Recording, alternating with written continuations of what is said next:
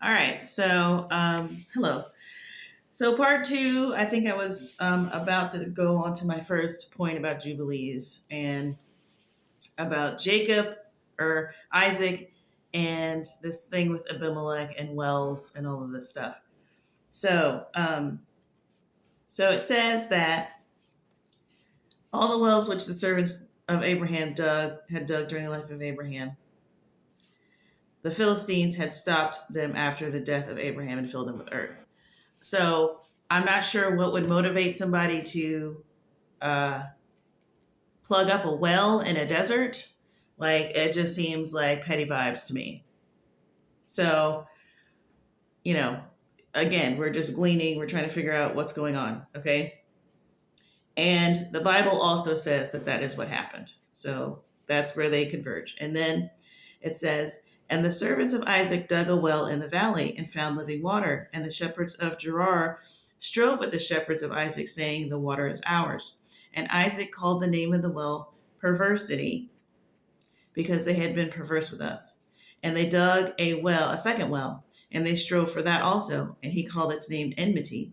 And he arose from there, and they dug another well. And for that they did not strive. And he called the name of it Room. And Isaac said, now the Lord has made room for us, and we have increased in the land. Okay. This also in the Bible.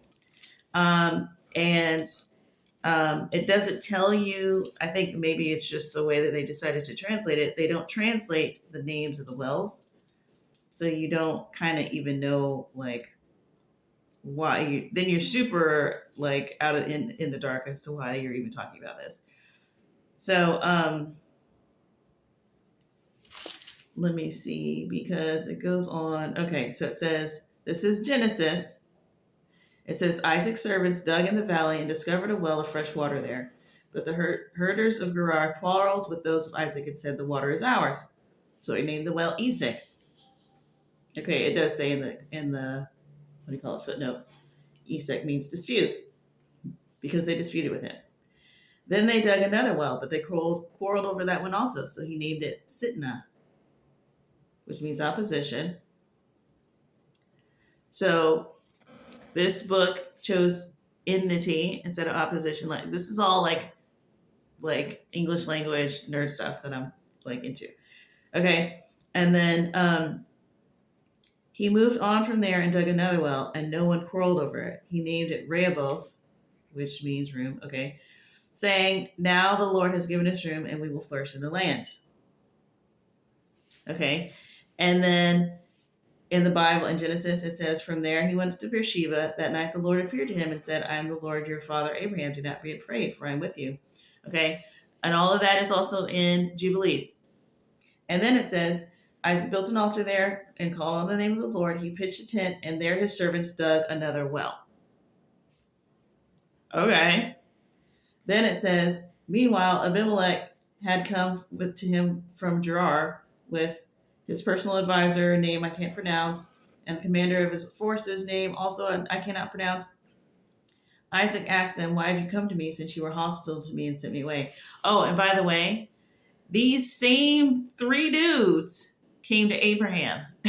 So that's another thing that I sort of realized while reading this. It's like, okay, everybody was living. Yeah, they were cut down from unlimited years to 120 years, but people was living out their 120 years. Okay, because Abimelech saw Abraham. Abraham lived till he was like 160 and some.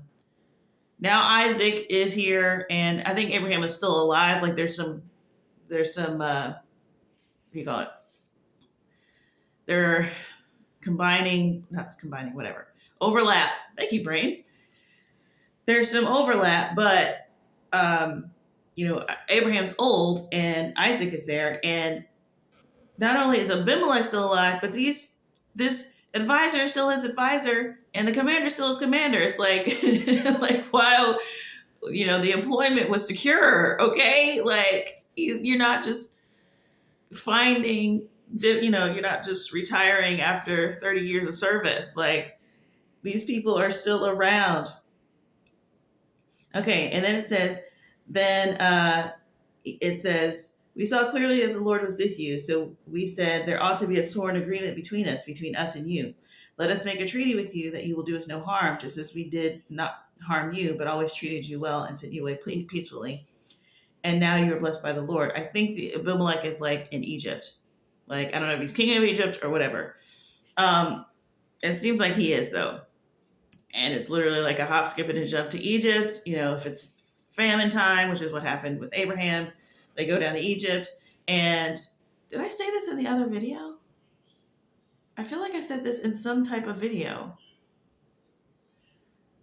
Maybe I didn't. Maybe me and my husband were just talking about it. But so I was describing the geography of, where Abraham was and how it's basically desert. And if you didn't have a well, if you didn't have a cistern, that was it. You didn't have access to water and you needed to find someplace else to go. Well, they would go down to Egypt, which was also a desert, but they had figured out a way that the Nile would come up and flood the land.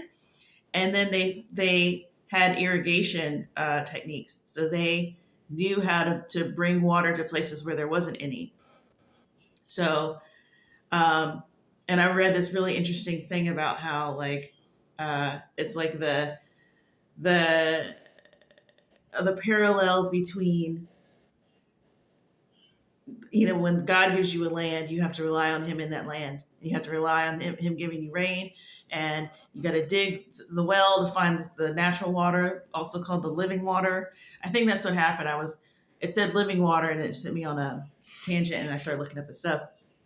Versus Egypt, which is this metropolis, and they rely on their own strength to make their irrigation and to do this system where they don't have to rely on the natural means, so they think they're something or whatever, when they're also a drought away from perishing, which we see with Joseph, but they have less of a awareness of it because they got this newfangled system. But it's you're still subject to the elements too, bro. You just, so it's the pride that comes up with that. And so this is what I'm talking about. This is just stories about wells and geography. On its face, this Bible is not telling you much of anything. It's telling you some history that you don't feel like is relevant to your life. So it's not about looking verbatim at the thing and going, oh, they killed the Canaanites to get land, we should do that too. That's not, no one is applying this to their life. You understand when you're reading it, this is ancient cultures doing stuff. And, you sit back without judgment and you read the story to see what happened. And the fact that God doesn't go, hey guys, all life is sacred. Don't you know that? It's we're not to that part yet. Okay. And the other thing is he keeps telling them, they keep ignoring it. He keeps telling them the first murder was very bad. It was very bad. And after everyone dies out, the stuff gets lost and found again and lost and found again. So, you got people that don't even worship him. You just got to he knows how to relegate something to the time. This idea that life is sacred and what about the babies? No one gave a crap about babies until Jesus. Christianity literally made this standard of life. People was just leaving the people they didn't want out in the street somewhere. The sacredness of human life entered the world with Christianity. And I will fight you on that. I will quit all of my jobs and sit down and scholarly smote you on that. This was not, we don't need a book to tell us. It's retarded. Anyways. So, where was I at? Okay, so yeah, they made a treaty. And Isaac made a feast for them. And then it says, early the next morning, the men swore an oath to each other. Then Isaac sent them on their way, and they went away peacefully. That day, Isaac's servants came and told him about the well they had dug. They said, we found water. he called it Sheba. And to this day, the name of the town has been Beersheba, which is really strange that it says that.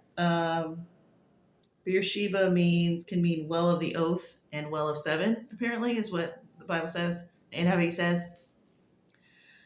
Really weird because it was already called Beersheba by Abraham, but again, whatever. Am I going to spend hours deep diving that? No, I'm not. I trust you, Bible, when you say that something triggered this thing being called Beersheba again for some reason, right? Then it goes into Esau's history right after that, right? Here's what Jubilees does. So, give us, the Lord is with you, blah, blah, blah. And they dug a well and they found water. And it was like, oh yeah, make a treaty with us, blah, blah, blah. Oh, I forgot. No, it doesn't say that. So Jubilees leaves out the story about this treaty.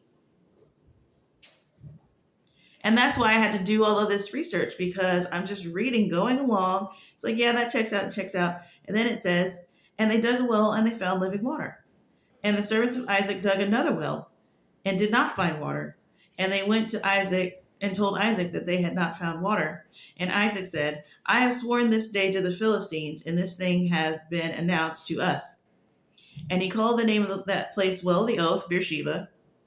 For there he had sworn to Abimelech and his friend, name I can't pronounce, and other name I can't pronounce. And Isaac knew that day under the constraint he had sworn to them to make peace with them. And on that day, Isaac cursed the Philistines and said, Cursed are the Philistines to the day of the wrath of indignation from the midst of all nations. May God make them a derision and a curse and an object of wrath and indignation in the hands of sinners. And I'm, whoa. Is this in the Bible? I don't recall this. Like, I remember a story like this. What it reminded me of initially is, I was like, there's a story like this, but that was the Israelites when Joshua went into the land and they conquered the land, and then I want to say it was the Moabites, but a group of people came to them and said they pretended to be from some faraway land, literally, like they really made like a whole thing, like this Oscar performance of wearing old clothes that were messed up and had molded food and all this stuff, and pretending like they were on a long journey. And said, make a treaty with us that you won't attack us. And, they didn't consult the Lord or anything like that. He was like, okay, fine. And they made a treaty. And it turns out they were just, the Moabites from down the street. And so there's this link. He puts this curse on them that they'll always have to serve and all this stuff. So I was like, what? So I went back to this and I was like, okay, this is where they say that it contradicts. But that's super lazy because it does not contradict. Like, at first you say, okay, this says that they dug a well and didn't find anything. And this says that they dug a well and they did find something. No, what it says is the day that Isaac's servants came in and told him about the well they had dug, they said, we found water. He called it Sheba, and to this day the name of the town has been Beersheba. Okay, this says, and they dug a well and they found living water. So that's not contradictory. But what Jubilees does is it goes on to say, and the servants of Isaac dug another well and did not find water. Now, could they be lying about that? I guess, but why? And then it says Isaac gets super pissed about that. And he starts talking about this treaty that he made that day. He's like, I've sworn this day to the Philistines. Like, and what did he swear? Because it's not in Jubilees. It's in Genesis. It says they swear like that to not harm each other. So what it looks like to me is they pulled a flim-flam Moabite joint. I don't even know if the Moabites were the ones that did that, but I think it is. Where something had to do with these wells, but he had already sworn to them not to harm them. Because why else would he be upset about this? And why would that be the treaty? Like, they just came up to him one day and was like, hey, you don't get to mess with us. Like, we didn't mess with you. And, we see that the Lord's with you and all this flattery. So don't harm us. And he goes, okay. And then this thing about this well comes up, and now he's not allowed to go after them. So then there's this curse on the Philistines from this. And the whole thing is pretty long and pretty interesting about how he'll be rooted out from every place on the earth. And I mean, it's pretty interesting. If he goes into captivity by the hands of those that seek his life, they will slay him on the way, and neither name nor seed will be left to him on the earth. It's pretty interesting. So it's not in the Bible, and it does not seem to contradict the Bible still, if you really, really look at the context. So that's interesting. Isaac apparently put a curse on the Philistines, and I 100% believe that. That is part of it because of the detail. And, it went into all the same details about the wells and Abraham, like it didn't stray from any of that. And then even when you say, well, this came out of nowhere, Genesis gives the receipt of this treaty and gives the whole account of the treaty that Jubilees doesn't give. So I think that's got some legs. Okay. So here's the next thing that happened. So it's in chapter 5. We're up to Jacob and Esau, and it's looking like Jacob was 63 before he got married. Because look it. So So the stuff with Esau already happened, I think. I don't think this starts the story. I think he's already given his birthright up, which very nice little context piece, because I don't think it gives in Genesis. Like, I think Genesis thinks like, oh yeah, isn't it obvious? So like this whole weird story about how Esau gives up his birthright for his bowl of soup or whatever. I'm not quite sure, like, it's still kind of shadowy, but there was a famine in the land at the time. So it says it I think it says it either in the next chapter or the previous one in Genesis. It just tells you the story about the soup, and then it goes, now there was a famine in the land. But there was a famine in the land during the soup moment too. Like, and I don't know why Jacob had access to soup when Esau didn't, but he like came in from hunting. Maybe, hunting is something you like, especially if there's a famine. Maybe he went off for a long time to find anything. And, because, famine's probably killing everything. And he came back and was like almost near the brink of death. And then Jacob is like at home, because like they really make a point of letting you know, like, he doesn't leave the house, okay? Because he is, a man of learning. He's a homebody, and he likes being near his dad, because he is, Abraham loves him more, Rebecca loves him more, but Isaac loves his son Esau because he loves that he hunts game and he's a man's man. I don't know. I'm still trying to figure it out. But so he's at home, right? And listen, so Rebecca is telling her son Jacob not to take a wife for the daughters of Canaan. And it also seems like he's very, very afraid, because it seems like he's got this warning big time. And now Esau is been married and has got like 2 wives from Canaan, right?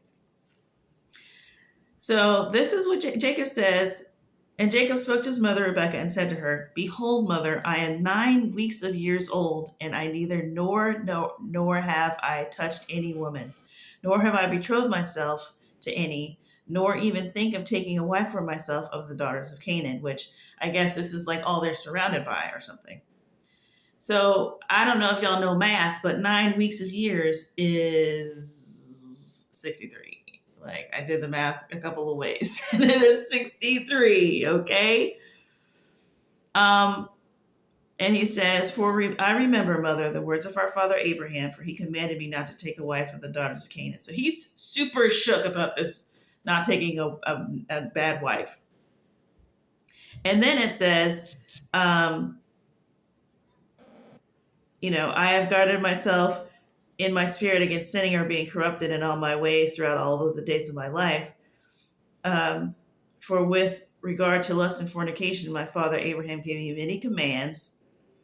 And despite all that he has commanded me these 22 years, my brother has striven with me and spoken frequently to me and said, "My brother, take a sister of my two wives to be your wife."